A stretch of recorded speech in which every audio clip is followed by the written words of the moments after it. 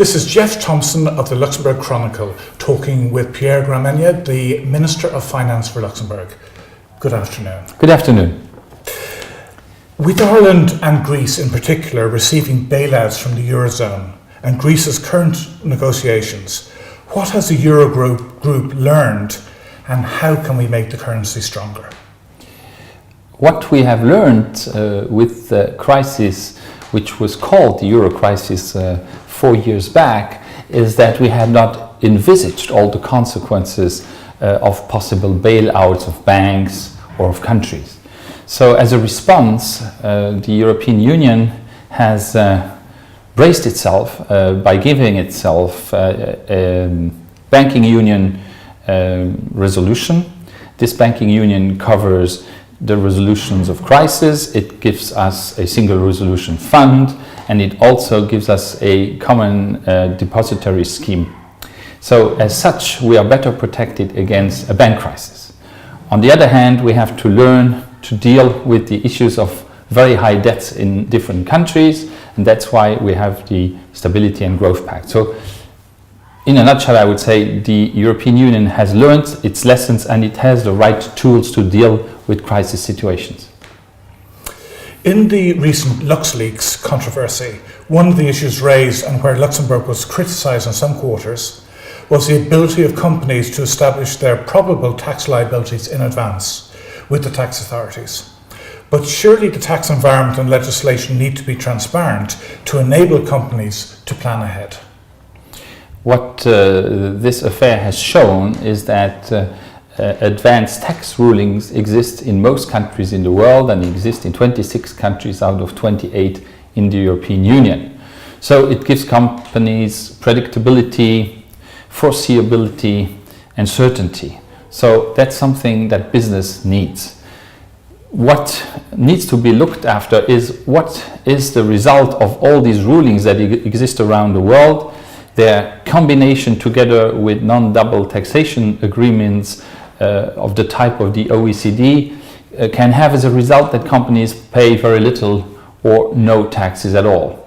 Now, one must understand the companies, they need to optimize their fiscal situation. But on the other hand, there is also a kind of moral issue here. And I think the common wisdom is now that the whole international community has to look into it. And Luxembourg is happy to work with the international community at OECD level or EU level to fix this problem. Luxembourg is a part of the solution. With the financial sector here in Luxembourg accounting for around 32% of GDP, yet very few people working in this sector currently have a vote in the national elections here. Surely this is an imbalance with the primary economic sector not having a say in the economic affairs of the country. I wouldn't phrase it that way. First of all, we have a very strong international financial center which makes up roughly a quarter of our GDP. It is probably the sector in Luxembourg that has the highest productivity, and that's the way it should be kept in the future. We are consulting with the actors and the players of the financial center as a government on a regular basis, and I think we are listening very carefully to them on an everyday basis, but also to understand the big picture. And what is your take on the current debate of giving foreigners the right to vote in national elections, one of the issues being addressed in the upcoming referendum on 7th of June? Are you in favour of foreigners voting in national elections, or how can the imbalance be addressed?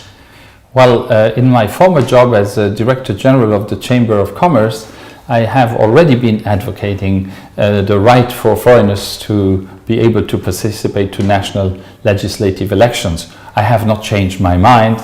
I'm very glad that the new government has taken up this idea and it's part of the government program, and it's obviously no surprise that all members of government stand behind this proposal, because we think it's what Luxembourg needs to prepare its future and to take into account that the country is becoming ever more open and has more and more foreign residents in its boundaries. Do you feel you have been able to take up the range of projects and initiatives from the previous government and tune them more to your way of thinking, or have you found that there are large differences in approaches that require a radical overhaul? I've said from the very first day since I took office that for the Luxembourg Financial Center, I wanted to place this government and my action in the continuity of what was done before. This can be seen in quite a few initiatives. For example, the Sukuk, the sovereign bond issued by the Luxembourg government, which is compliant with the Sharia. So this is continuity. But over the months we have seen that we had to be more stringent, more forceful, more rapid in action in terms of transparency in the field of taxation. And the prior government had already indicated the route, but was probably too timid in its attempt. So I think we have accelerated that process, and we've proved that that was necessary during the year 2014 by abolishing, for example, the bank secrecy. There are lots of other examples where we've moved more quickly or where we have changed the route a little bit, always consulting with the financial center, but making sure that Luxembourg is understood as a player that plays by the rule internationally and wants to be cooperative for more tax transparency in the future. The current government has been in power for 15 months now. How are you getting on with balancing the state's budget? Initially, each ministry was asked to trim its budget by 10%, then the figure was revised down to 8.5%. But does this just apply to operational expenditure or capital expenditure as well? Now, first, we had to take quick action for the budget of 2014. We have announced that we would need to do 230 million reductions of expenditures in 2014.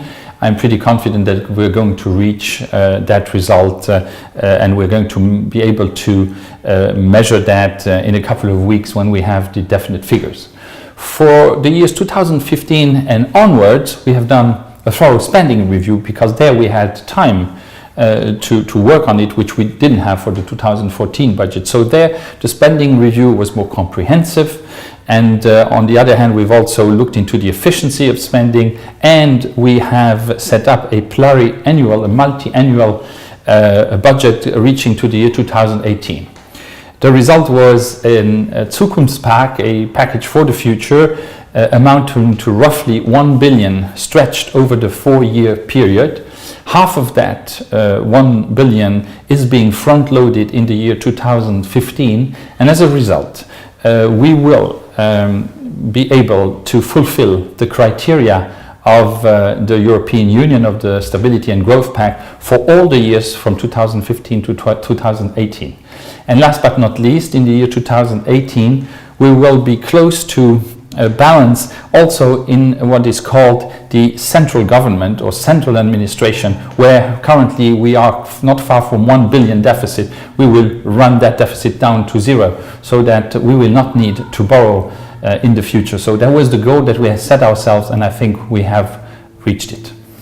And the next question refers directly on from that. From where do you see these savings coming regarding your own ministry?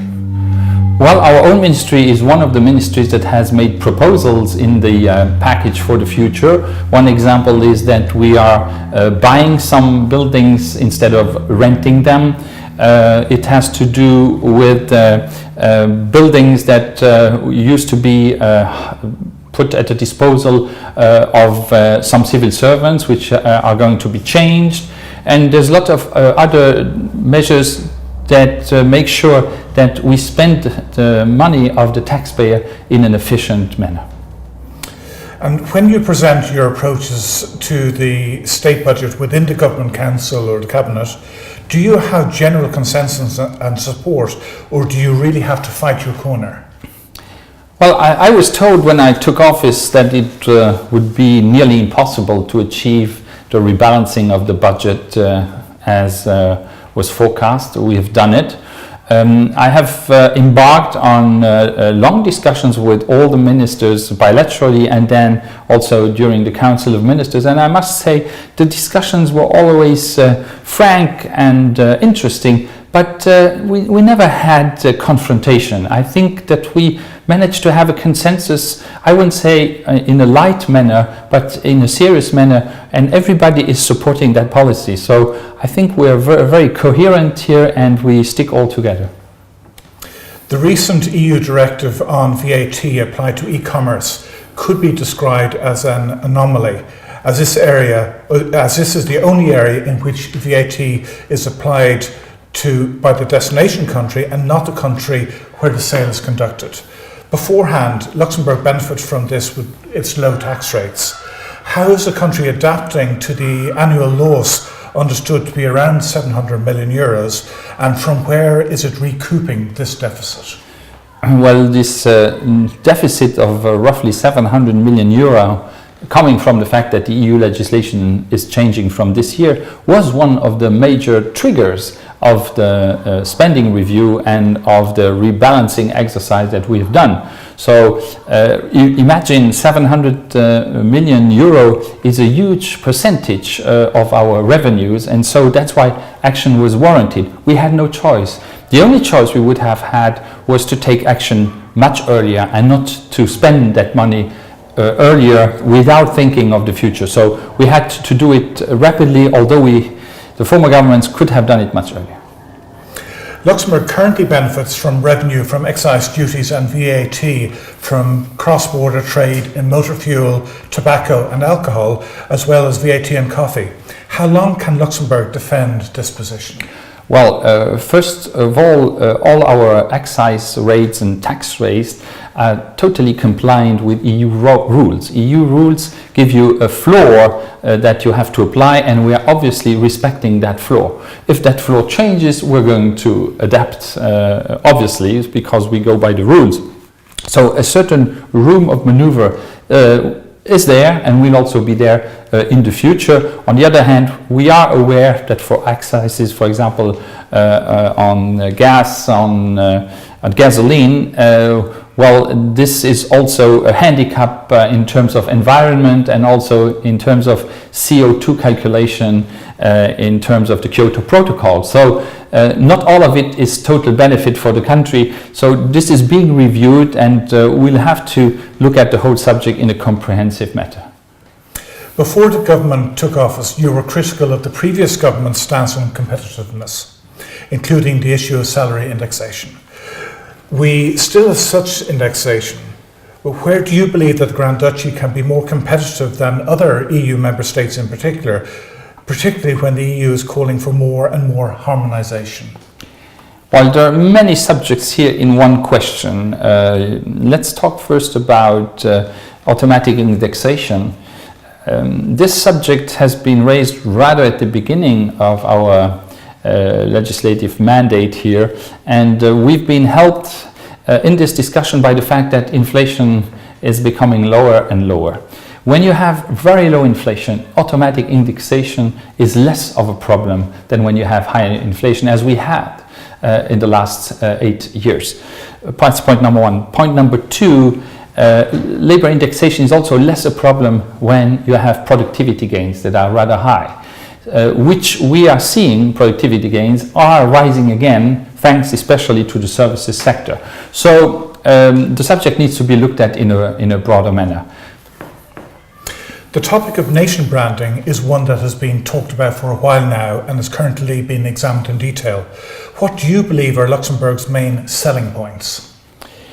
Well, there are quite a few, and I could mention first our openness. Very few countries are as open as we are in terms of free flow of people, in terms of free flow of goods and services, and obviously in terms of free flow of capital.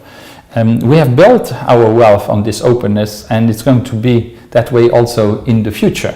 A very good example of what Luxembourg stands for is the Schengen visa. This was signed in Luxembourg and makes Luxembourg the heart of this initiative of having a passport-free Europe. So I think Schengen stands for Luxembourg. Recently in an airplane I was asked if Luxembourg was part of Schengen. And I answered to the steward, I think it's the other way around. It's not Luxembourg being part of Schengen, it's Schengen being part of Luxembourg. Luxembourg still has a reputation in some quarters of being a tax haven and for banking secrecy. How best can the real image of Luxembourg be projected and refute these false images? Well, on bank secrecy we have acted. Bank secrecy is now a matter of the past since November of 2014. So we need to spread the word, and this is happening. And I think, therefore, also the recognition that the government is about to reform and has reformed the country is taken seriously.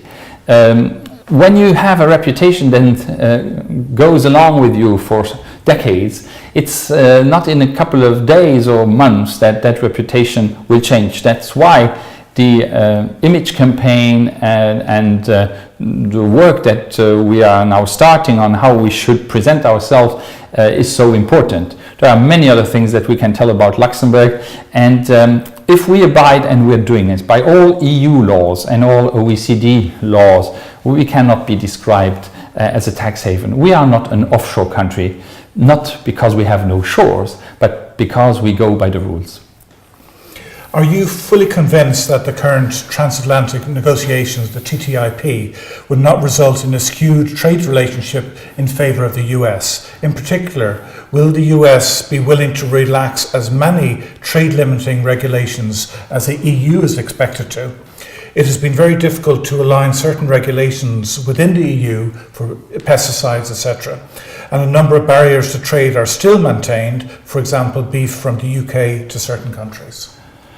I think the TTIP agreement is an important milestone in the Atlantic relationship to boost trade between the western part of Europe and the United States. This being said, it needs to be beneficial for both sides. And I believe that there is enough potential and enough scope in this text that's being discussed so that this TTIP can be advantageous for both sides. But there's a lot of detail to be looked into, and there's a will of compromise that must be existent on both sides. With Luxembourg active in multiple areas of financial services, from fund management to family office and private banking, where is the next specific area for Luxembourg to carve a niche internationally? Well, first, if I would have the best kept secret in the world how to do that, I would not say it here. Nevertheless, I think that there are a couple of niches or a couple of fields of competence that we are exploring right now. If we stay close to financial services, I think that we have identified fintech as a key to diversify our financial center. Fintech being the crossroad of financial services on one hand and ICT on the other. You could give as an example e-commerce or e-payment, so the digital economy of payment and of trade, where Luxembourg is very well positioned. We have the number one player of the US in e-payment, of Germany, of China and of Japan, that have chosen Luxembourg as their hub for digital payment. So this is, I think, a very interesting example where industry and services meet. Some of these questions have focused on European issues and some have been on just Luxembourg. Where do you think that you can make the biggest difference to the country and its finances? Well, Luxembourg is a key player in the center of the European single market. We are one of the three major working places of the European Union. So whatever we want to achieve and whatever new way we want to go, we have to do it in close cooperation with our partners and making sure that we are part of the solution and not creating new problems. So I see a lot of prospect for our financial center to evolve. The fact that we have abolished the bank secrecy has given us a new boost in reputation, positive reputation, is making us more attractive for some banks that are already established here and now would like to attract additional services here. But additional to all that, I think that the digital economy is already passing through Luxembourg to quite an extent, and if we can continue to build on that, I'm very, very optimistic for our future. Thank you very much indeed. Thank you very much. It was a pleasure.